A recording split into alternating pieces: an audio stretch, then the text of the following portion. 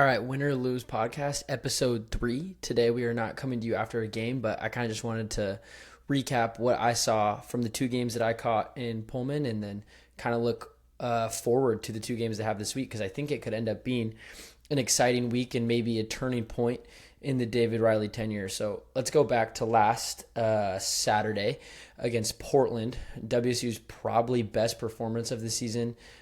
Breaking 100 points in regulation against a D1 opponent. It's super hard to do. I think the stat was it was their largest point total at home in over 30 years, and that's kind of what people thought David Riley's offense was going to look like when he was hired. Free-flowing, 26 assists to 8 turnovers. I don't know, but it's probably one of the better margins of the year.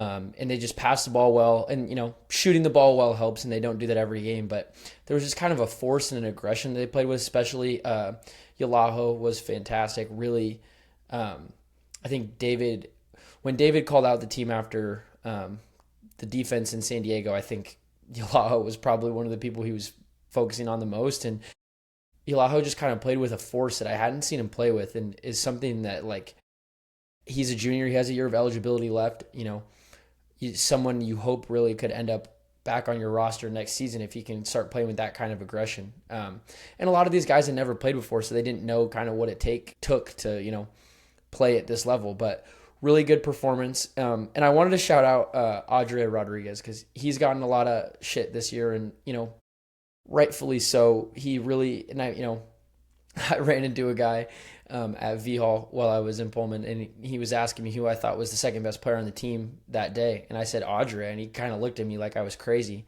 But he had 9 assists and 2 turnovers, and over the last 7 games, his turnover ratio is 36 assists to 7 turnovers. So the national high turnover ratio is 5.87. Sam Hoiberg of Nebraska.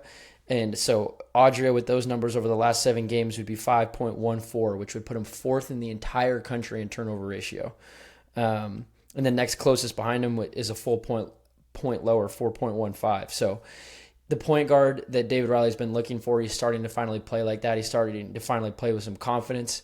Shooting is still not quite there. Against Seattle U, he was 4 for 5 last week, but against Seattle U, he had a plunk up off the back rim and down, and then in the later game, he had some nice layups, but he still just isn't shooting it with any confidence, which I'm sure is super frustrating for him because he's just out there.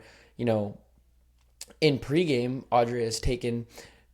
I saw him make like 9 out of 10 threes, and he's got a really pure stroke, and the shot that he's taking in the game doesn't look anything like that. So he legitimately has the yips on the offensive end of the floor, but now he's starting to pass the ball at a really good ratio, which is important for this team because they're dead last in the WCC in turnover ratio.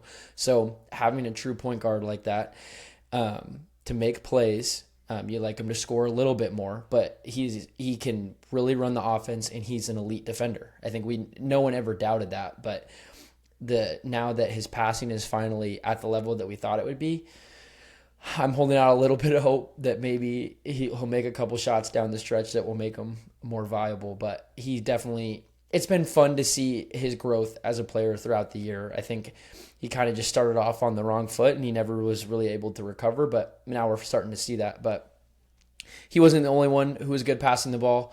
On Saturday, Ace also had 7 assists, and he only scored 14 points, 4 of 14 from the floor.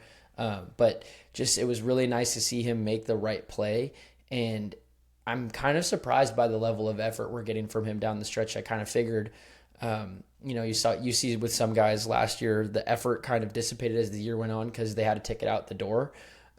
He could easily be one of those people, but he's still playing super hard. So maybe getting my hopes a little too high that there's a chance that he sticks around.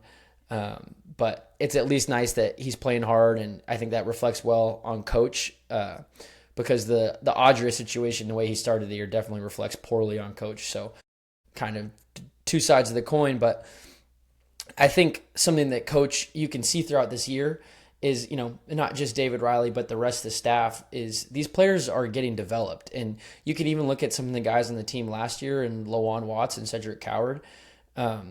They're pretty good at developing players and growing them. And Okafor has clearly grown a lot and become a real post player. which he just didn't. He was a good rim protector last year, but you never felt consistent. Yolaho feels like he's grown. Audrey, I feel like he's grown within this season. It feels like whatever these guys get their hands on him, they're growing. They're not regressing. Reeve Vavers looks incredible, and he just had an incredible week overall. But I think what this coaching staff has been able to do, just growing the talent that they have, it's hard. Last year they lost all their guys, but this year if they're able to retain people, I think there's a chance you see a much better campaign from them next season. And we can talk a little about team building for next season later in the year and who you're going to keep and who you're going to lose. But I think it's a really positive sign for the coaching staff that the players that they're recruiting are getting progressively better as the season goes on. So that was all I had for last week. And then going into this week, WSU's in a 3-way tie for 4th place in the WCC behind San Francisco, who they lost to in Pacific. Pacific's schedule is going to get a little harder. They're 10-0 at home. They play Santa Clara at home on Wednesday, so that's likely going to change. But two teams that WSU could have easily beaten San Francisco. They don't play them again. We play Pacific at home. Two teams that WSU could easily leap, but we also have some tough games coming up. So becoming a 4th seed is something really important. Throw out the overall record. That doesn't really matter at this point. You're not getting an at-large bid to any kind of tournament, but what you can salvage from this season revolves around the WCC tournament, and being a 4th seed, limits the amount of games you have to play. It goes from 3 to 2. So I think that's what WSU has to fight for, and that starts Wednesday night at Oregon State, 8 p.m., CBS Network. And WSU handled Oregon State really well last time. I was sifting through the stats today, and Oregon State really isn't in the top half of any statistic that I could find. They've had a couple close wins against San Diego and Loyola the past 2 games. And before that, they got blown out by St. Mary's and Pacific. Pacific blew them out. So it should be a game the Cougs could win, even though the ESPN FPI has it like pretty close. There's no line from Vegas yet, but it feels like a game that WSU should be able to handle if they play like they did the past couple games. But a big problem for WSU, which I hadn't realized, is that they're 1-7 on the road, and their lone road win is at Portland. So they haven't been able to really take it on the road yet, especially like the kind of offensive performance we've seen from them. But they were playing with a lot of juice last week. It felt like, that momentum heading into the WCC tournament, something to still play for. Felt like that was real and felt like guys had something to prove. So I'm hoping they'll be able to take that performance on the road against Oregon State, against a team that I think they are a lot, higher quality at. WSU is in some of the top of the 3-point percentage statistics, offensive statistics. Obviously, the defense hasn't been good, and they've turned the ball over a lot. That's led to their poor record, but they definitely have more talent and more quality than Oregon State. So if they play to their ability, they should be able to handle Oregon State on Wednesday, and that would set up a pretty fun matchup, which feels like it has a weird amount of juice, against Santa Clara on Saturday at 3 p.m. Santa Clara is really good, and I kind of thought, they had some sort of transfer thing going on, but from what I could see today, their top performers are all guys that have been there, which is kind of cool. And it's they're second in the WCC, easily could overpass Gonzaga over the next couple weeks. Gonzaga's 10-0, Santa Clara's 10-1. So big game for Santa Clara, bunch of big games for them down the stretch. It would be fun to see somebody knock off Gonzaga. Yeah, they're 41st in Ken Palm, so they're in a decent spot to get an at-large bid. They, like I said, they play at Pacific on Wednesday, so they're going to be coming off. It's going to be their second road game of the week. And to be honest, it's a horrible matchup for WSU stylistically. Santa Clara, I think, takes the most 3-point field goals in the league, from what I could tell. First in 3-point field goals made. They're 9th in percentage. So field goals made to percentage, but they take a lot of them. And as we know, WSU has struggled. They're in the bottom third of the league, and then field goal percentage allowed by the opponent, or 3-point. So really not a good matchup for WSU. Last week, Portland and Seattle U, I think WSU's defense took a big step because neither of those teams are very good at shooting threes.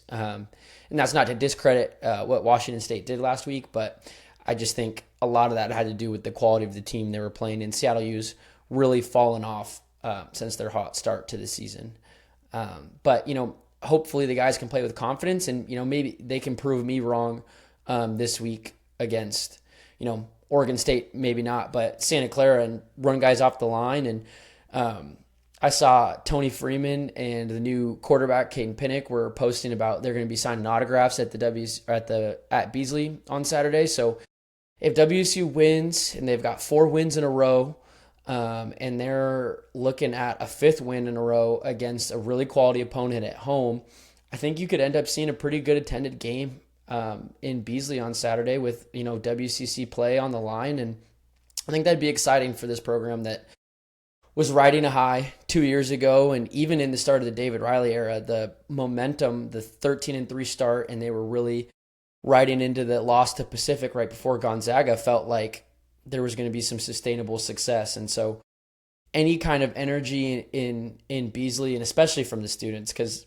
gosh, last week, I mean, there was a decent amount of alumni there, but there was just, the student section was completely empty, which is nothing new, I guess, but just disappointing. I think people kind of missed the mark of what it takes to build a program, and especially students who shouldn't have anything better to do in the middle of a day on a Saturday. But I guess that's just me and my friends and how we approached it. And I know that's not everybody. Funny enough, actually, when I was looking through the statistics today, that WSU was second in the WCC in attendance, which kind of surprised me. But I guess logically, St. Mary's Gym isn't very big, and neither is, Gonzaga was first. But I think people forget that, Beasley is such a massive building. It's like 60th in Division I. It holds 12,000 people, which is too big for Pullman, especially on a weeknight.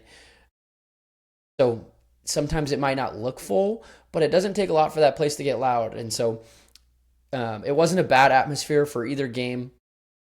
I've seen worse in both my time there and prior to, like in the Ernie Kent days. It was actually cool. My friend tweeted at athletic director John Harlow about putting up curtains or tarps up in the upper deck to block off all the empty seats up there. And he actually replied, which I think is awesome. It's reminds me of Jeremiah Dickey at Boise State. I think for an athletic director to be involved like that is super important to fan engagement and just encourages fan engagement. So I thought that was awesome. But they said they looked into covering in the upper deck, and it was like $750,000 or something ridiculous. So totally understand why they haven't done that. But back to the original point, I would be perfectly content with the lower bowl being full most nights in Beasley, especially on Saturday.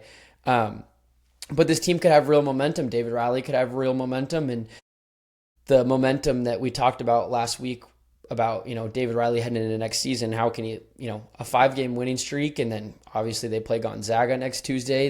They could have some stuff going on, and I think this team really should have been a lot better at the start of the season than they showed. I think they have a lot of talent. Lots maybe a stretch. I think they have a decent amount of talent, and I think they're getting better as the season goes on, which is, speaks really positively of the coaching. And I think moving into next year, you just want to see the team finish strong, and then you get to how many of these guys can we retain? What are we going to need to add? But for now, I just think them continuing to get better each and every game. And, that 4-game losing streak they just went on, they didn't have Tomas or Vavers. And, they haven't even added Tomas back into the mix. I think he should be back this week, but he's your best wing defender. So that should help the 3-point percentage. They were on a really good defensive run before he went out. So I think there's a chance this team finishes really strong and makes a run at the WCC tournament. And, that might be my crimson colored glasses, but I think they're on par with the 3rd and 4th place teams. And then you get in a place where you only have to win 3 games and anything can happen. So yeah, I think there's a lot of positives that are coming out of the second half of the season after it looked really ugly for David Riley in the first half of the season. I think things are kind of starting to come to fruition. We'll see how they look. If they get through Oregon State Wednesday, we'll see how they look against their tougher competition in Santa Clara and Gonzaga. That will maybe tell us where this team is at, because they failed that last test miserably. But should be an exciting end of the year. and should be an exciting pair of games this week. And I look forward to recapping those at some point. And yeah, thanks everyone for listening. Really cool to be in Pullman last week. Met a couple people who said they listened, which was really awesome. Did not expect that. And super fun covering the game on Wednesday for Coug Center. Big shout out to my boss, Nate Dahl, for giving me that opportunity. And yeah, we'll catch you guys later this week. Thanks for listening.